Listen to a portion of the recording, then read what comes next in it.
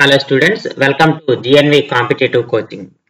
ఈ వీడియోలో ఆంధ్రప్రదేశ్లో జరిగినటువంటి టెట్ పరీక్ష 2024 సంవత్సరంలో జరిగిన టెట్ ఎగ్జామ్ సంబంధించిన ప్రీవియస్ ఇయర్ క్వశ్చన్ పేపర్లోని 30 ప్రశ్నలు మ్యాథమెటిక్స్ కి సంబంధించిన 30 బిట్స్ ని మనం సాల్వ్ చేద్దాము. 30 బిట్స్ అంటే మనకి 24 కంటెంట్ బిట్స్ ఉంటాయి, అలాగే 6 మెథడాలజీ బిట్స్ ఉంటాయి. సో మొత్తంగా పూర్తిగా 30 బిట్స్ ని మనము ఈ వీడియోలో సాల్వ్ చేద్దాము. వీడియో చివరి వరకు చూడండి.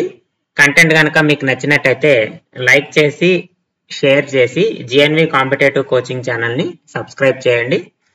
అలాగే మీ ఫ్రెండ్స్ అండ్ ఫ్యామిలీ మెంబర్స్లో ఎవరైనా టెట్ ఎగ్జామ్ ప్రిపేర్ అవుతుంటే వాళ్ళకి ఈ వీడియోని షేర్ చేయండి. సో ముందుగా మనం మొదటి ప్రశ్న కనుక చూస్తే, in a game Avinash one 5 marbles from each of his 6 friends. So ఒక ఆటలో అవినాష్ ఏం చేశాడంట, 5 గోళీలు గెలిచాడు. అతనికి ఎంతమంది స్నేహితులు ఉన్నారు? 6 స్నేహితుల వద్ద నుంచి ఈచ్ ఆఫ్ హిజ్ అన్నాడు. ఒక్కొక్కరి నుంచి అనే పదం ఇక్కడ మనకి అవసరం ఈ ప్రాబ్లం చేయాలంటే, మనం అర్థం చేసుకోవాలి. కాబట్టి అవినాష్ తన 6 స్నేహితుల్లో ఒక్కొక్కరి నుంచి 5 గోళీలు గెలిస్తే అవినాష్ వద్ద ఎన్ని గోళీలు గెలిచాడు అని అడుగుతున్నాడు. సో మొత్తం అతను ఎన్ని గోళీలు గెలిచాడు అనే దానికి మనకి సింపుల్ గా 6 into 5 చేయాలి. అంటే number of friends into marbles. Marbles 1 from each friend. ఒక్కొక్క స్నేహితుని దగ్గర అతడు గెలిచినటువంటి గోళీలు, అలాగే స్నేహితుల సంఖ్య 6 into 5. 6 into 5 ఎంత అవుతుంది? 6 5ల 30. ఇచ్చిన ఆప్షన్స్ లో 34 ఉంది, కాబట్టి 4 మనకి కరెక్ట్ ఆన్సర్ అవుతుంది. రెండో ప్రశ్న చూడండి, the product of a number and 5 is 0. ఒక సంఖ్య మరి 5ల లబ్ధం 0 అంట. అలా పాసిబుల్ అయ్యేది ఎప్పుడవుతుందమ్మా? 5ని దేంతో మల్టిప్లై చేస్తే 0 అవుతుంది? 0తో మల్టిప్లై చేసినప్పుడే 0 అవుతుంది. వేరే ఆప్షన్ ఏదీ లేదు మనకి. సో మల్టిప్లికేషన్ అన్నాడు కాబట్టి, లబ్ధం అన్నాడు కాబట్టి, ఒక సంఖ్యని 0తో గుణించినప్పుడు మాత్రమే 0 అవుతుంది. కాబట్టి ఆన్సర్ ఏమవుతుంది? ఆప్షన్ 3 0 అవుతుంది. సో ఇది మనం సాల్వ్ చేయాలి, సింప్లిఫై చేయాలి. సింప్లిఫై చేయడానికి ఇక్కడ చూడండి, దీన్ని ఏం రాసుకుందాం మనము? 3/7 మైనస్ రాసేసుకోండి, 6/11 మైనస్ 8/21 ప్లస్ 5/22. సో దీనికి మనము ఎల్సిఎం కనుక్కోవాలమ్మా. ఎల్సిఎం కనుక్కుని అప్పుడు ఇక్కడ మనము సబ్స్టిట్యూట్ చేయాలి. ఎల్సిఎం కనుక్కుందాము. ఎల్సిఎం ఎలా కనుక్కుంటాము? 7, 11 మనకు ప్రైమ్ నెంబర్స్. 21 నేను రాసుకోవచ్చు 7 into 3 అని రాసుకోవచ్చు. 22ని 11 into 2 అని రాసుకోవచ్చు. సో ఇలా చూసుకున్నప్పుడు ఈ 4ట్లో కామన్ గా మనకి 7 అనేది ఒకటి కామన్ గా కనిపిస్తుంది, తర్వాత 11 అనేది ఒకటి కామన్ గా కనిపిస్తుంది. ఒకసారి మనం క్యాన్సిల్ చేసేస్తే LCM is equal to 7 into 11 into 3 into 2 వస్తుంది. దీన్ని మల్టిప్లై చేద్దాము, కానీ ఇక్కడ ఫ్రాక్షన్స్ లో రాసుకునేటప్పుడు ఇలా రాసుకుందాం, ఎందుకంటే కింద ఉన్నటువంటి టర్మ్స్ మనకి ఈజీగా క్యాన్సిల్ అయిపోతాయి. సో 7 11 jar 77, 3 into 2 6, మల్టిప్లై చేస్తే 42 plus 4 46, 462. ఒక్కసారి ఆప్షన్స్ పరిశీలించి చూస్తే 3 ఆప్షన్స్ లో 462 ఉంది, ఒక ఆప్షన్ లో 22 ఉంది. సో కాబట్టి చూద్దాం మనకి ఏది బెటర్ ఆప్షన్, ఎందుకంటే 22 అనేది ఇందులో ఫ్యాక్టర్ కదా, ఒకవేళ క్యాన్సిలేషన్ అవుతుందో లేదో మనం చెక్ చేసుకోవాలి. సో కాబట్టి ఇప్పుడు ఏం చేద్దామంటే ఎల్సిఎం తోటి ప్రతి ఒక్క టర్మ్ ని మనం మల్టిప్లై చేసుకుంటూ రావాలి కదా. సో మనం మల్టిప్లై చేసుకుంటూ వస్తే మనకి ఇక్కడ డినామినేటర్ లో 462 వస్తుంది. బట్ ప్రతి ఒక్క టర్మ్ ని మనం ఏం చేయాలి? ఈ ఎల్సిఎం తోటి మల్టిప్లై చేసుకుంటూ రావాలి. సో డినామినేటర్ లో 462 ఇంటూ ఎల్సిఎం ఆఫ్ అంటే ఇక్కడ 7తో మల్టిప్లై చేస్తున్నామంటే 7 క్యాన్సిల్ అయిపోతుంది. 11 3 into 2 6, 11 6 jar 66, అంటే 66 into 3 మిగులుతుంది. మైనస్ ఇక్కడ 11 క్యాన్సిల్ అయిపోతుంది, 7 6 42, అంటే 42 into 6 ఉంటుంది. మైనస్ ఇక్కడ 8, 21 అంటే 7 3 క్యాన్సిల్ అయిపోతుంది. 11 into 2 22 మిగులుతుంది. అంటే 22 into 8 ప్లస్ ఇక్కడ 5 22 క్యాన్సిల్ అయిపోతుంది. అంటే 2 into 11 క్యాన్సిల్ అయిపోతుంది. 5 into 21 మిగులుతుంది. సో 66 into 3 అంటే 198 మైనస్ ఇది ఎంత అవుతుంది 240 12 అంటే 252 అవుతుంది. మైనస్ 252 మైనస్ ఇది ఎంత అవుతుందమ్మా 176 అవుతుంది. ఎందుకంటే 160 16 ప్లస్ ఇది ఎంత అవుతుంది 105 అవుతుంది. Divided by 462.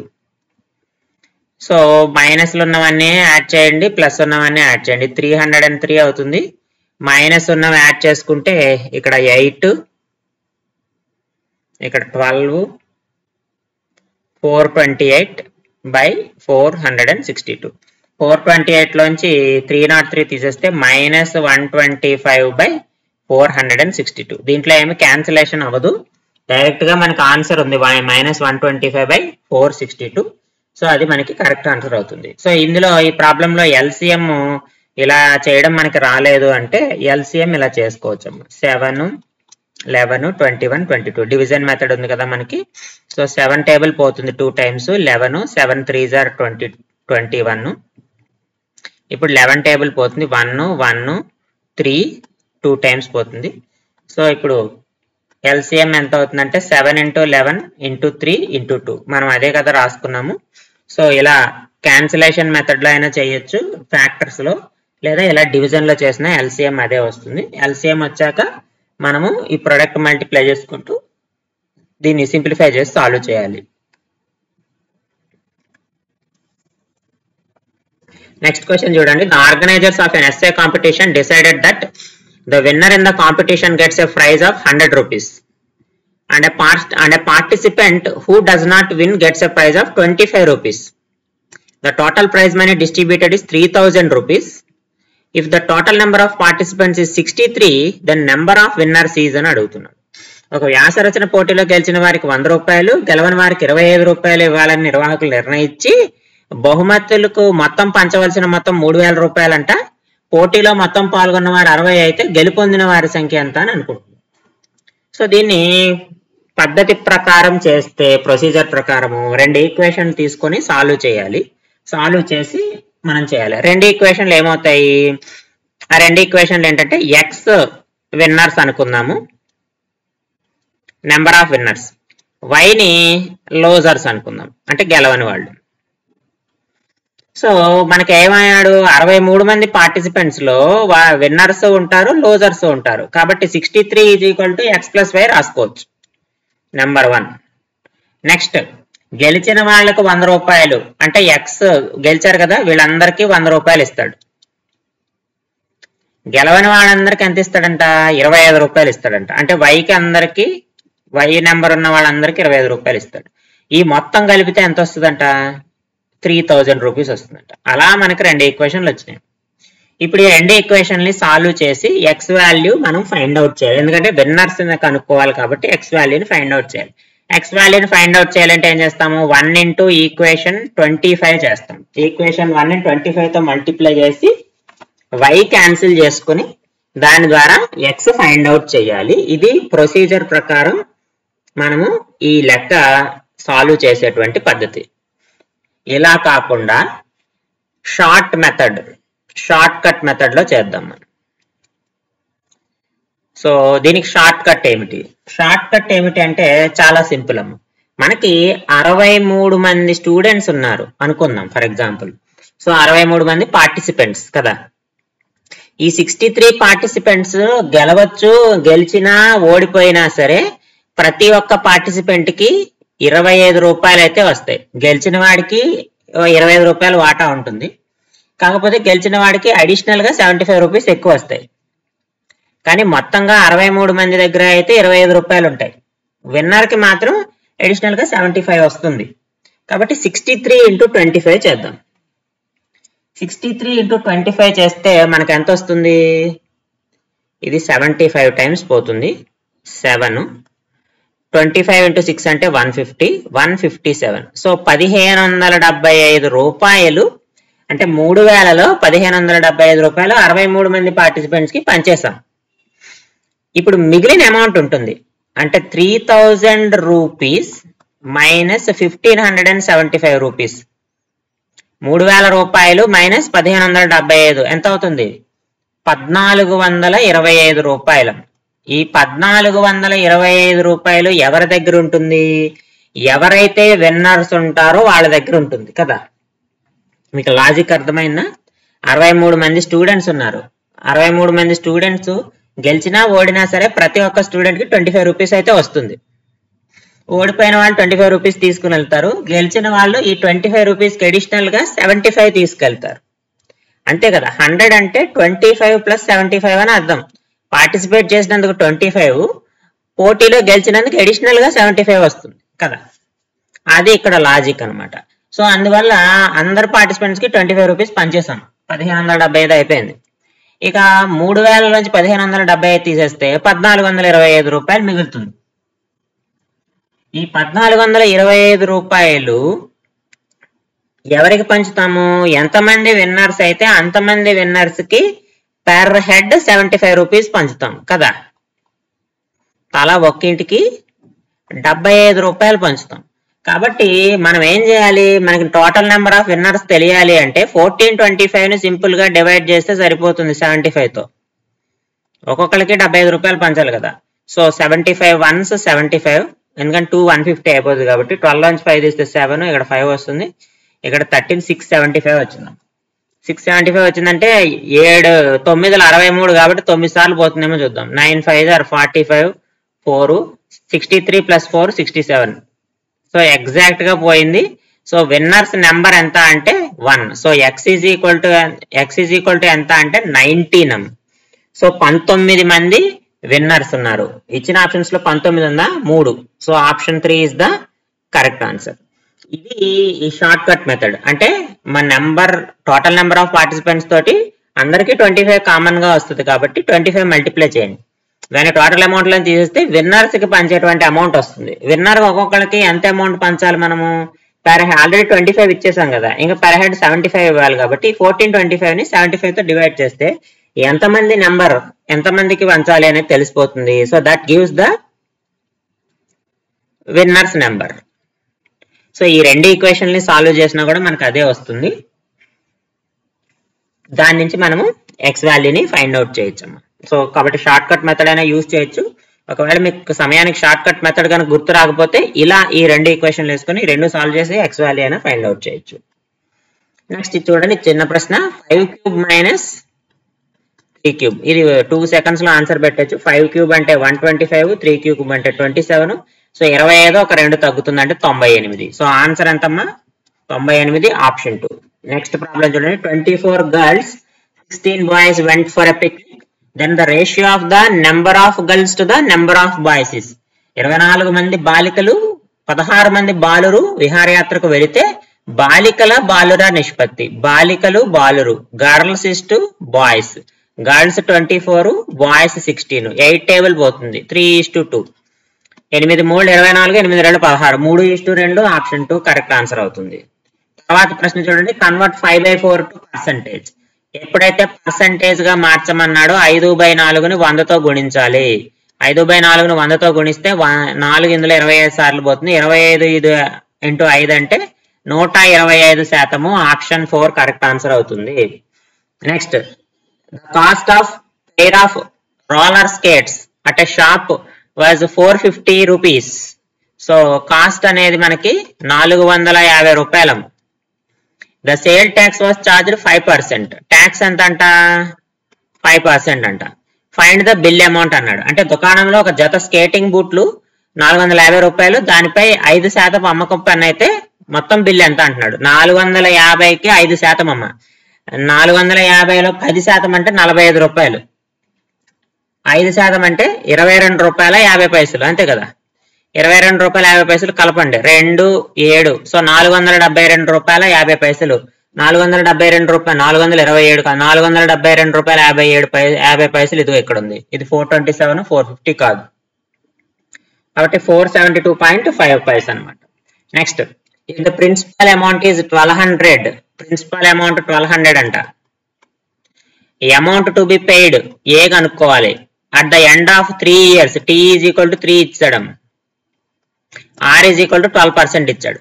అసలు 1200, 12% వడ్డీ 3 సంవత్సరాల కాలానికి మొత్తం ఎంత చెల్లించాలంటున్నాడు. సో టోటల్ ఏ వాల్యూ ఫైండ్ అవుట్ చేయాలి. ఏ వాల్యూ ఫైండ్ అవుట్ చేయాలంటే ఫస్ట్ మనం ఇంట్రెస్ట్ కనుక్కోవాలి. ఇంట్రెస్ట్ కనుక్కోవాలంటే ఇక్కడ చూడండి, అసలు ఎంత 1200, 1200 12% వడ్డీ 3. ఫార్ములా ప్రకారం చేయొచ్చు లేదా డైరెక్ట్ గా ఇక్కడ చూడండి సింపుల్ గా. ఇప్పుడు 1200 కదా, 1200 మీద 12% వడ్డీ అమ్మ అంటే 12/100 అంటే ఎంత అవుతుంది 144 per year.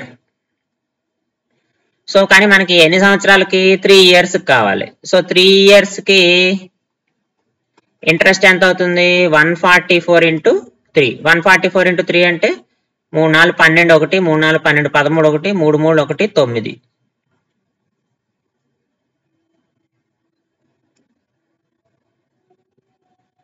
త్రీ ఇయర్స్ కి ఇంట్రెస్ట్ కదా. సో 3 years కి ఇంట్రెస్ట్ కడితే 3 4 12 1 3 4 12 432 రూపీస్ అవుతుంది. 3 1 3 + 1 432 రూపీస్ అవుతుంది. అంటే ఇంట్రెస్ట్ 432 రూపాయలు, ప్రిన్సిపల్ అమౌంట్ 1200 రూపాయలు.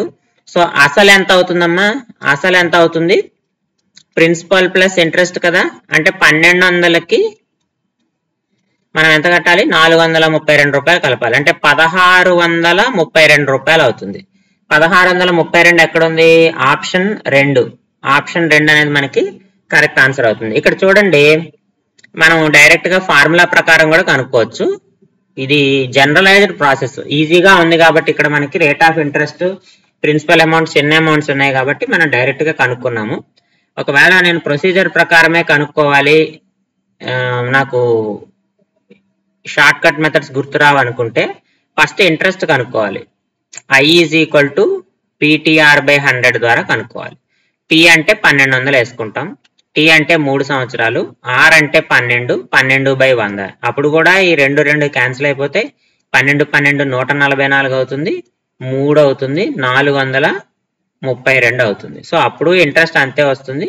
ఈ వచ్చిన ఇంట్రెస్ట్ కి ఫార్ములా అసలు అంటే మొత్తం అమౌంట్ అంటే అసలు ప్లస్ వడ్డీ కదా, principal amount plus interest, so total amount అంటే. సో అప్పుడు 2 యాడ్ చేస్తే 1613 వస్తుంది. సో ఇంట్రెస్ట్ ఎలాగైనా కనుక్కోవచ్చు, ఎలాగైనా ఏదైనా ఇది అది ఫార్ములా ప్రకారం కనుక్కుంటాం. కాకపోతే ఇది కొంచెం తేలిగ్గా ఉంటుంది కాబట్టి డైరెక్ట్ గా మనం మల్టిప్లై చేసి ఆన్సర్ వేసుకుంటాం అనమాట. నెక్స్ట్ మిక్స్డ్ ఫ్రాక్షన్, ఇది సింపుల్ ప్రాబ్లం. ఇది 17/4 కి మనం మిక్స్డ్ ఫ్రాక్షన్ కనుక్కోవాలి. 17/4 ని డివైడ్ చేయండి. 4 4 16, 1 రిమైండర్ వచ్చింది. సో దీన్ని మిక్స్డ్ ఫ్రాక్షన్ లో రాస్తే 4 1/4 అవుతుంది. 4 ఈ 1 ఇక్కడ రాసుకోవాలి, ఇక్కడ ఉన్నటువంటి 4 ఇక్కడ రాసుకోవాలి. అంటే రిమైండర్ ఏమో ఇక్కడ రాయాలి, ఈ కోషియంట్ ఏమో ఇక్కడ రాయాలి. సో కాబట్టి 4 1/4 అనేది దీని యొక్క మిక్స్డ్ ఫ్రాక్షన్ అవుతుంది. ఆప్షన్ 2 కరెక్ట్ ఆన్సర్ అవుతుంది. Next batsmen scored the following number of runs in 6 innings ఇచ్చాడు. బ్యాట్స్మెన్ 6 innings లో ఇన్ని పరుగులు చేశాడంట. అయితే అతను సగటు ఎంత అని ఫైండ్ అవుట్ చేయమన్నాడు. 2 రకాలుగా 3 టైప్స్ చేయొచ్చు. ఒకటి తెలిసింది మనకి జనరల్ మెథడ్, మనకు తెలిసింది సగటు అంటే ఏం చేస్తాము, రాసుల మొత్తము బై రాసుల సంఖ్య, ఇది మనకు తెలిసింది యావరేజ్. సగటు ఈజ్ ఈక్వల్ టు రాసుల మొత్తము బై రాసుల సంఖ్య, ఇది మనం కనుక్కో అన్ని కూడి 6తో భాగించేస్తే మనకు ఆన్సర్ వచ్చేస్తుంది. అదొక పద్ధతి. This is the first method.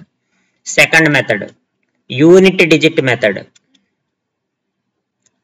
Unit digit method, ఒకట్ల స్థానంలో ఉన్న నెంబర్. అంటే ఇక్కడ చూడండి అమ్మా, 5 + 8 13, 13 + 7 20, 20 + 5 25, 25 + 6 31, 31 + 5 36. అంటే యూనిట్ డిజిట్ ఎంత వచ్చింది, మళ్ళీ అక్కడ 6 వచ్చింది. మనం దేంతో డివైడ్ చేస్తున్నాం, 6తో డివైడ్ చేస్తున్నాం. 6/6 చేస్తే ఎంత వస్తుంది మనకి, ఇక్కడ కూడా యూనిట్ డిజిట్ తీసుకోవాలి. 36 వచ్చింది కాబట్టి 1 వస్తుంది. కింది వాటిలో 1 వచ్చింది ఏముంది, 41 ఉంది. కాబట్టి మనకు ఆన్సర్ 41 అవుతుంది. అది యూనిట్ డిజిట్ మెథడ్. మూడోది డీవియేషన్ మెథడ్. డీవియేషన్ మెథడ్ అంటే యావరేజ్ అనుకోవడానికి ఇవన్నీ వస్తాయి. డీవియేషన్ మెథడ్ అంటే ముందు ఇచ్చిన ఆప్షన్స్ చూడండి, ఇచ్చిన ఆప్షన్స్ లో ఏదో ఒకటి తీసుకు, any one you can pick. either 42 or 43 or 44 or 45. నేను 45 తీసుకుంటా మనకు అర్థం కావడానికి. సో 45 తీసుకొని ఈ ఇచ్చిన ఆప్షన్స్ లో అంటే 45 నేను యావరేజ్ అనుకుంటున్నా. లెట్ సగటు ఈజ్ ఈక్వల్ టు 45 అనేసుకుంటున్నా. సో నాకు టోటల్ నెంబర్ ఆఫ్ నెంబర్స్ ఎన్ని అంటే 6 ఉన్నాయి. 6 వేసుకున్నా. ఇప్పుడు డీవియేషన్ ని యాడ్ చేస్తాను నేను. So 45 minus 45 0. సో ఇక్కడ 76 45 కంటే ఎక్కువ ఉందా తక్కువ ఉందా? ఎక్కువ ఉంది. ఎక్కువ ఉంది కాబట్టి ఎంత ఎక్కువ ఉందో రాసుకోవాలి. ప్లస్ 21. ఇక్కడ 25 అనేది 45 కంటే తక్కువ. ఎంత తక్కువ? 20 తక్కువ. మైనస్ ఇక్కడ 27 అనేది 45 కంటే తక్కువ. ఎంత తక్కువ ఉందో రాసుకోవాలి. మైనస్ 18. ఇక్కడ మైనస్ 18 అనేది 27 ఎక్కువ. 27 ఎక్కువ ఉంటుంది. 27 తక్కువ ఉంటుంది. 55 అనేది 10 ఎక్కువ ఉంటుంది 45 కంటే. కాబట్టి 45 కంటే పెద్ద నెంబర్ ఉంటే ప్లస్ వేసుకుంటాము. 45 కంటే చిన్న నెంబర్ ఉంటే మైనస్ వేసుకుంటాము. ఇప్పుడు ప్లస్ ఉన్నవి ఏమున్నాయి చూడండి. 31 ఇది సారీ 76 కదా 31. సో ఇక్కడ 31 ప్లస్ 10 41 అయింది. మైనస్ ఇక్కడ 20 20 40 50 58 7 65. సో మైనస్ 24/6 మైనస్ 4 వచ్చింది. నేను యావరేజ్ 45 అనుకున్నాను. డీవియేషన్ మైనస్ 4 వచ్చింది. కాబట్టి నేను ఏం చేయాలి? మైనస్ 4 తీసేయాలి. అప్పుడు నాకు యావరేజ్ ఎంత వస్తుంది? 41 వస్తుంది అప్పుడు కూడా. సో ఆప్షన్ 2 మనకి కరెక్ట్ ఆన్సర్ అవుతుంది. కాబట్టి యావరేజ్ ఎంతమ్మా?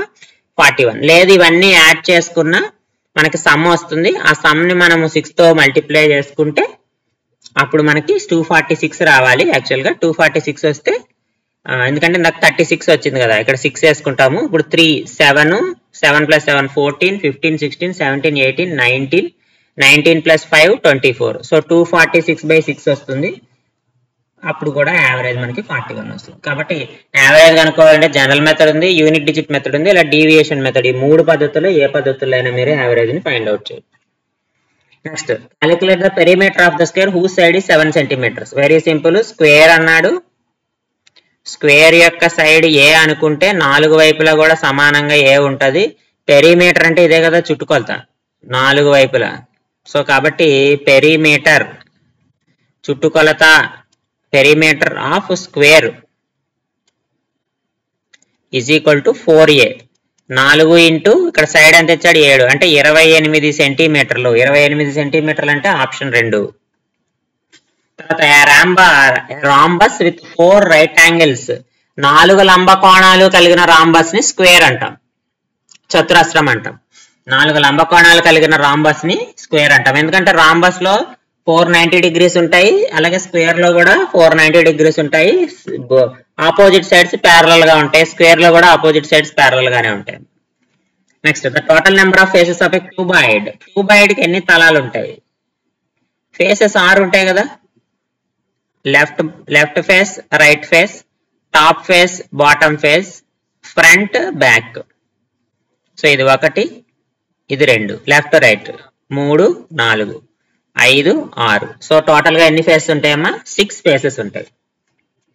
Next the angle larger than right angle అంటే greater than theta is greater than 90 degrees less than straight angle. Straight angle అంటే 180 డిగ్రీస్ అమ్మా. So theta less than 180 degrees ఏమంటారు? లంబ కోణము కన్నా పెద్దది, సరళ కోణం కన్నా చిన్నదైనా ఆ కోణాన్ని అబ్ట్యూస్ యాంగిల్ అంటాం. అధిక కోణము అంటే 0 లెస్ దాన్ 180 డిగ్రీస్ ఉంటుంది.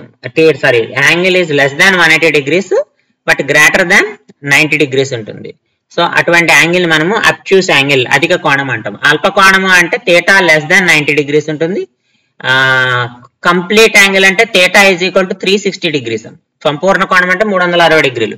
అల్ప కోణం అంటే 90 డిగ్రీల కంటే తక్కువ ఉంటుంది, లెస్ దాన్ 90 డిగ్రీస్ ఉంటుంది. పరావర్తన కోణము అంటే ఇన్ బిట్వీన్ 180 అండ్ 360, 180కి 360కి మధ్యలో ఉంటుంది. దాని రిఫ్లెక్స్ యాంగిల్ అంటాం. Next the number of end points of line segment. So ఇది ఒక లైన్ సెగ్మెంట్ అనుకుందాము. లైన్ సెగ్మెంట్ కి ఎన్ని పాయింట్స్ అయినా ఉండొచ్చు, బట్ లైన్ సెగ్మెంట్ అన్నాడు కాబట్టి లైన్ కి అయితే పాయింట్స్ ఎక్కువ ఉంటాయి. బట్ ఇక్కడ అడిగింది లైన్ సెగ్మెంట్. లైన్ సెగ్మెంట్ కి ఉండేటువంటి బిందువులు 2 ఉంటాయి, ఎండ్ పాయింట్స్. ఏ దగ్గర ఒకటి, బి దగ్గర ఒకటి ఉంటుంది. So this is the first point, this is the end point. Starting point, ending point. So కాబట్టి 2 పాయింట్స్ ఉంటాయి. Next cadets are marching in the parade. There are 5 cadets in a రో.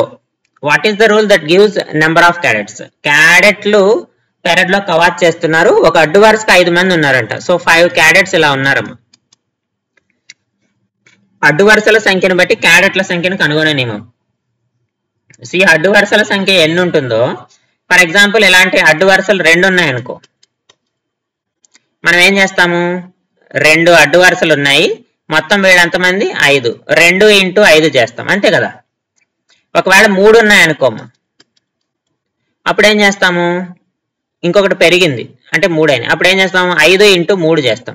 ఒకవేళ n ఉంటాయి, అప్పుడు ఏం చేస్తాము 5 × n చేస్తాం. కాబట్టి మొత్తం క్యాడెట్ల సంఖ్య ఎంత అంటే 5n.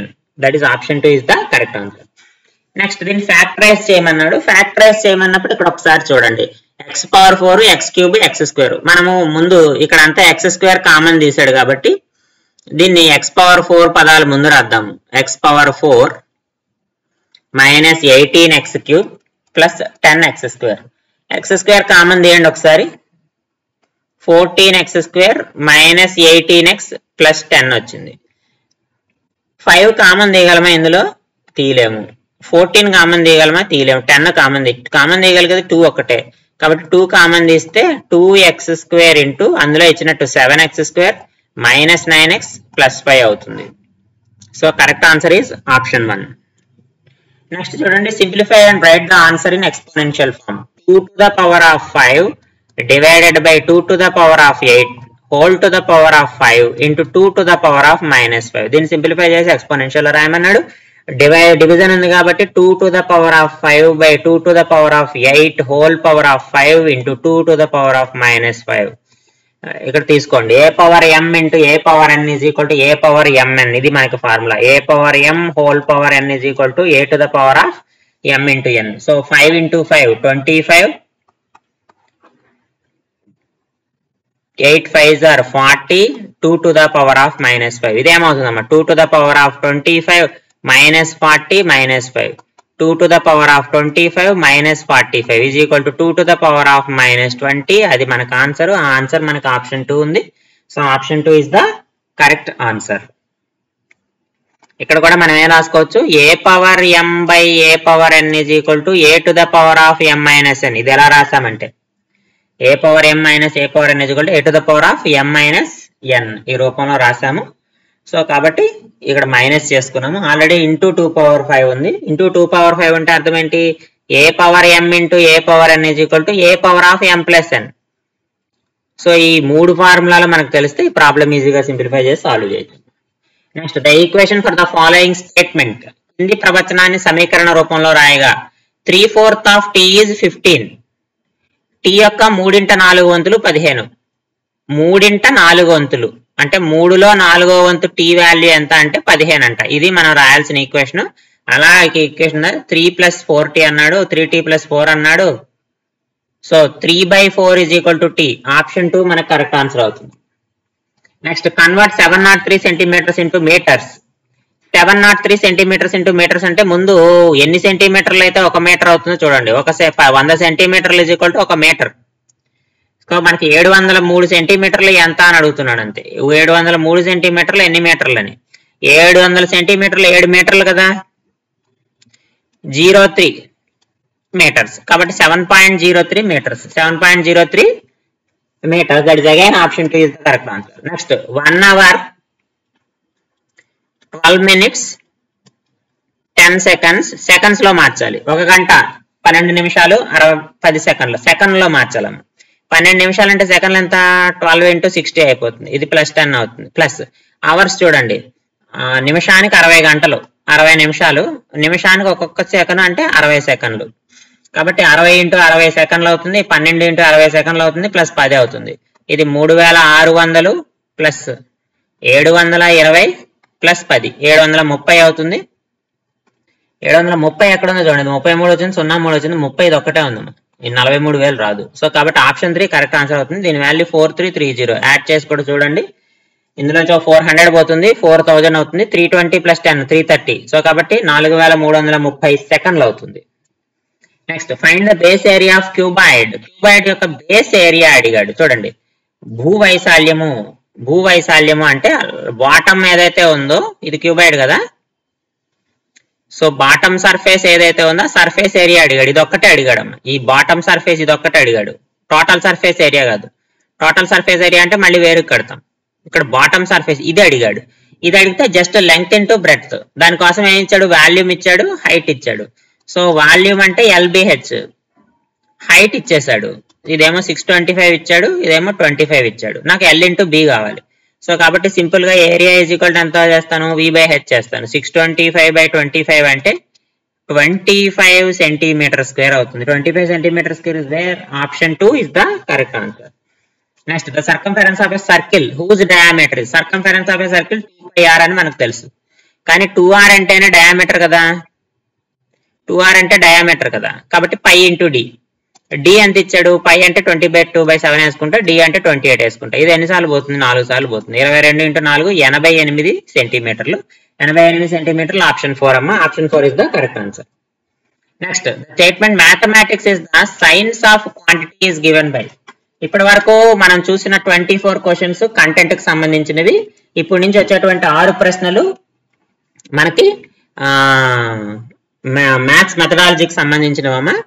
మీకు నా కంటెంట్ కనుక నచ్చినట్టయితే ఈ వీడియోని లైక్ చేసి షేర్ చేయండి. అలాగే GNV కాంపిటేటివ్ కోచింగ్ ని సబ్స్క్రైబ్ చేయండి.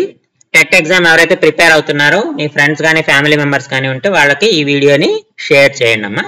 Next, mathematics is the science of quantity is given by Aryabhata, Srinivasa Ramanujan, Auguste Comte, Aristotle. So దీనికి కరెక్ట్ ఆన్సర్ ఏంటంటే ఆగస్ట్ కాంటే అమ్మ. గణితం అంటే పరిమాణ శాస్త్రము అని నిర్వచించిన వారు ఆగస్ట్ కాంటే. ఇక్కడ ఆర్యభట్ట, ఈయన ఆగస్ట్ కాంటే అనే అతను ఫ్రెంచ్ ఫిలాసఫర్. ఎవరంటే ఈయన ఫ్రెంచ్ ఫిలాసఫర్. సో ఈయన కోర్స్ ఇన్ పాజిటివ్ ఫిలాసఫీ అనేటువంటి పుస్తకంలో ఈ విషయాన్ని అయితే, ఈ స్టేట్మెంట్ అయితే ఇవ్వడం జరిగింది. సో ఆర్యభట్ట అంటే కాన్సెప్ట్ ఆఫ్ జీరో, అలాగే సైన్ టేబుల్స్ గురించి, అలాగే శ్రీనివాస రామానుజన్ అయితే అనలిటికల్ మ్యాథమెటిక్స్ గురించి, అరిస్టాటిల్ అని ఆయన గ్రీక్ ఫిలాసఫర్. సో ఆయన మ్యాథమెటిక్స్ గురించి ఈ విధంగా చెప్పలేదమ్మా. కాబట్టి mathematics is science of quantity, గణితం అంటే పరిమాణ శాస్త్రము అని చెప్పింది ఎవరు అంటే ఆగస్ట్ కాంటే. ఈయనొక French philosopher. People belong to any profession using mathematics in their daily life. This statement belong to which are the following. ఏ వృత్తికి చెందిన వ్యక్తి అయినా గణితాన్ని ఏదో విధంగా తన నిత్య జీవితంలో ఉపయోగించుకుంటాడు. ఇక్కడ డైలీ లైఫ్ అని ఎప్పుడైతే అన్నామో దట్ ఈస్ కాల్డ్ ప్రయోజన విలువ, యూటిలిటేరియన్ వాల్యూ. లాస్ట్ క్లాస్ లో కూడా మనం చెప్పుకున్నాము. యూటిలిటేరియన్ వాల్యూ అంటే మ్యాథమెటిక్స్ ని మనం డైలీ లైఫ్ లో మనం మ్యాథ్స్ ను ఉపయోగించేటువంటి పద్ధతిని యూటిలిటేరియన్ వాల్యూగా చెప్తాం, ప్రయోజన విలువ కింద. సో కాబట్టి దీనికి కరెక్ట్ ఆన్సర్ యూటిలిటేరియన్ వాల్యూ. సాంస్కృతిక విలువ అంటే ఆల్రెడీ చెప్పుకున్నాం మనము. సాంస్కృతిక విలువ అంటే student learn by act of engaging are act of doing. అంటే కష్టంని అతను పాటించాలి. ఆ సంస్కృతి ఏదైతే ఉందో, ఆ సాంస్కృతిక విలువ ఏదైతే ఉందో, స్టూడెంట్ ఏం చేయాలంటే దాన్ని పాటిస్తూ దాన్ని నేర్చుకుంటే దాన్ని కల్చరల్ వాల్యూ అంటాం. డిసిప్లినరీ వాల్యూ అంటే క్రమశిక్షణ విలువ అంటే it consist of logical reasoning, అలాగే మెంటల్ ఎబిలిటీ. అంటే ఈ టాపిక్ నేర్చుకోవడం ద్వారా ఇవన్నీ వస్తాయి, డిసిప్లినరీ వాల్యూ అంటాం. ప్రిపరేటరీ వాల్యూ అంటే మనం స్టూడెంట్ని రెడీ చేస్తాం, స్టూడెంట్ని మనము రెడీ చేస్తాం ఆ ఒక విషయానికి. అంటే ప్రిపేరింగ్ ఫర్ ఫ్యూచర్ ఎడ్యుకేషన్, అంటే ఫర్ ఎగ్జాంపుల్ మ్యాథ్స్ నే తీసుకుంటే మ్యాథ్స్ లో ఉండేటువంటి విషయాల ద్వారా అతను హైయర్ స్టడీస్ కి వెళ్ళాలంటే సైన్స్ అండ్ టెక్నాలజీలో ఈ మ్యాథమెటిక్స్ ని ఏ రకంగా ఉపయోగిస్తారు అనేది, ఇలా ఫ్యూచర్ ఎడ్యుకేషన్ కి సంబంధించి అది అతనికి ఎలా ఉపయోగపడుతుంది అనేటువంటి విషయాలు చెప్పేదాన్ని ప్రిపరేటరీ వాల్యూ అంటాం. అయితే డైలీ లైఫ్ విషయానికి వచ్చేటప్పటికల్లా దాన్ని ప్రయోజన విలువ, యూటిలిటేరియన్ వాల్యూ అంటాం. సో ఆప్షన్ 2 మనకి కరెక్ట్ ఆన్సర్ అవుతుంది. Next, deriving a principle or generalizing a point with the help of sufficient concrete example is called. With the help of sufficient concrete examples, deriving a principle or generalizing a point.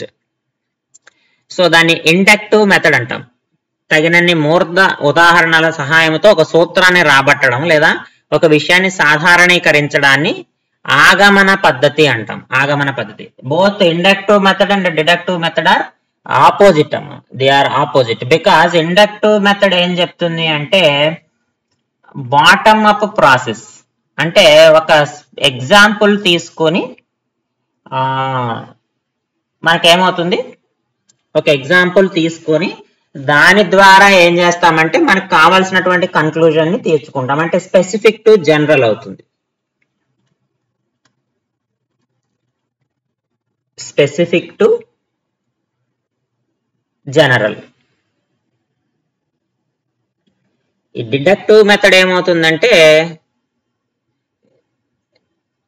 General to specific.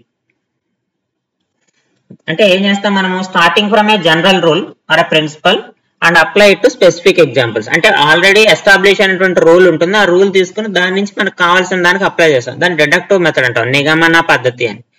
ఆగమన పద్ధతి అంటే already ఒక specific rule తీసుకొని దాన్ని explain చేస్తూ దాని నుంచి మనం ఏం చేస్తాము, జనరల్ కన్క్లూజన్కి వస్తాం. అంటే స్పెసిఫిక్ ఎగ్జాంపుల్స్ తీసుకొని దాని ద్వారా మనం ఒక కన్క్లూజన్కి వస్తాం. అలాగే అనలిటికల్ మెథడ్, సింథటిక్ మెథడ్ రెండు కూడా ఆపోజిట్. అనలిటికల్ మెథడ్ ఏంటంటే unknown to known, unknown to known. Synthetic method అయితే నోన్ టు అన్నౌన్. అంటే తెలియని విషయాన్ని మనం తెలిసిన విషయాలతో కంపేర్ చేస్తూ కనుక్కుంటాము.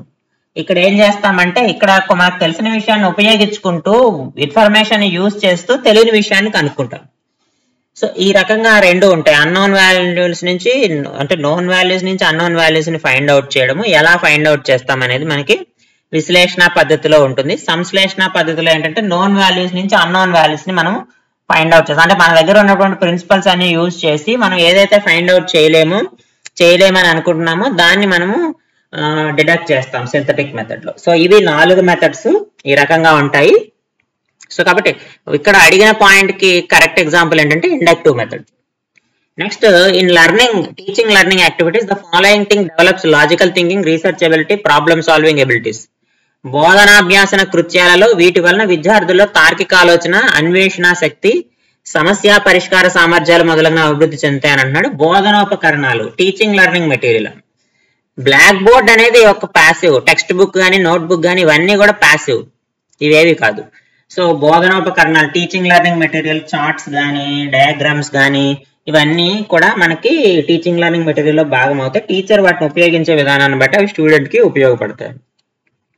Next, teaching by inter relating the curriculum topics with one another is called attachment, abstract thinking, accuracy, correlation అన్నాడు. విద్యా ప్రణాళికలో పాఠ్య విషయాన్ని ఒకదానితో ఒకటి అనుసరించడం. అంటే 2-3 సబ్జెక్టులు కలిపి చెప్పడం, లేదా ఈ సబ్జెక్ట్ లో ఉన్న విషయం మీకు అదే సబ్జెక్ట్ లో కూడా వస్తుందని ఆ విధంగా చెప్పడం. అనుబంధము, అమూర్త ఆలోచన, ఖచ్చితత్వము, సహసంబంధం అన్నాడు. సో దీనికి కరెక్ట్ ఆన్సర్ ఏంటంటే సహసంబంధము, కొరిలేషన్. ఒక సబ్జెక్ట్ లో ఉన్న విషయాలు మరొక సబ్జెక్ట్ తో పోల్చి చెప్తూ పలానా ఇక్కడ వచ్చినటువంటి విషయం మరొక సబ్జెక్ట్ లో వస్తుంది, అంటే మ్యాథ్స్ లో వచ్చింది ఫిజిక్స్ లో వస్తుంది, లేదా ఫిజిక్స్ లో వచ్చింది కెమిస్ట్రీలో వస్తుంది అని ఈ రకంగా అనుసంధానం చెప్పడాన్ని మనము కొరిలేషన్ గా చెప్తామమ్మా.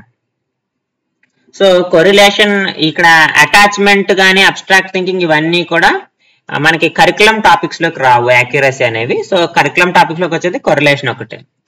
నెక్స్ట్ లాస్ట్ క్వశ్చన్ అనేది the unit approach in writing lesson plan. Last paper లో కూడా మనం చెప్పుకున్నాము, ప్రొఫెసర్ మారిసన్. దీనికి కరెక్ట్ ఆన్సర్ ఏంటంటే ప్రొఫెసర్ మారిసన్. ఈయన యూనిట్ ప్లాన్ ఆఫ్ టీచింగ్ ని డిజైన్ చేశాడని చెప్పుకున్నాము. యూనిట్ ప్లాన్ ఆఫ్ టీచింగ్ లో ఎక్స్ప్లెనేషన్, ప్రజెంటేషన్, అసిమిలేషన్, అలాగే ఆర్గనైజేషన్, రిసైటేషన్ అనేటువంటి 5 భాగాలు ఉంటాయి. హెర్బర్ట్ తెలుసు కదా, హెర్బర్ట్ ఆయన 5 స్టెప్ అప్రోచ్ ఇచ్చాడు. హెర్బర్ట్ ఏమో 5 స్టెప్ అప్రోచ్ ఇచ్చాడు. ఆ 5 స్టెప్ అప్రోచ్ లో ఏముంటాయి, ప్రిపరేషన్, ప్రజెంటేషన్, తర్వాత association, generalisation, application. Preparation, presentation, association, generalisation, application. ఇవి 5 స్టెప్స్ హెర్బర్ట్ లో ఉంటాయి. బ్లూమ్ టాక్సానమీలో 3 ఉంటాయి, objective, learning, evaluation. So Bloom అనే అతను ఎవాల్యుయేషన్ అప్రోచ్ తీసుకొచ్చాడు. అందులో ఆబ్జెక్టివ్ ఉంటుంది, లెర్నింగ్ ఉంటుంది, ఎవాల్యుయేషన్ ఉంటుంది. అదే ఇందులో అయితే preparation, presentation, association, generalisation, application. So ఇవి 5 హెర్బర్ట్ లో ఉంటాయి. సో కాబట్టి యూనిట్ ప్లాన్ ఆఫ్ టీచింగ్ అనేది మనకి ప్రొఫెసర్ మారిసన్ అయితే ఇంట్రడ్యూస్ చేశాడు. ఇది 2024 సంవత్సరం ఆంధ్రప్రదేశ్ టెట్ ఎగ్జామ్ లో పరీక్షలో వచ్చినటువంటి క్వశ్చన్ పేపర్ లో మ్యాథ్స్ కి సంబంధించి 30 బిట్స్ మనం ఈ వీడియోలో సాల్వ్ చేసాము. ఈ కంటెంట్ కనుక మీకు నచ్చినట్టయితే ఈ వీడియోని లైక్ చేసి షేర్ చేయండి. అలాగే జిఎన్వి కాంపిటేటివ్ కోచింగ్ ఛానల్ ని సబ్స్క్రైబ్ చేయండి. ఎవరైతే టెట్ ఎగ్జామ్ రాస్తున్నారో ఆంధ్రప్రదేశ్ కానీ తెలంగాణలో కానీ సేమ్ సిలబస్ అమ్మా, మీకు తెలిసిన వాళ్ళు ఎవరైనా ఉంటే ఈ వీడియోని వాళ్ళకి షేర్ చేయండి. మరిన్ని వీడియోల కోసం సబ్స్క్రైబ్ జిఎన్వి కాంపిటేటివ్ కోచింగ్. మరో వీడియోతో మరీ కలుద్దాం. Thank you.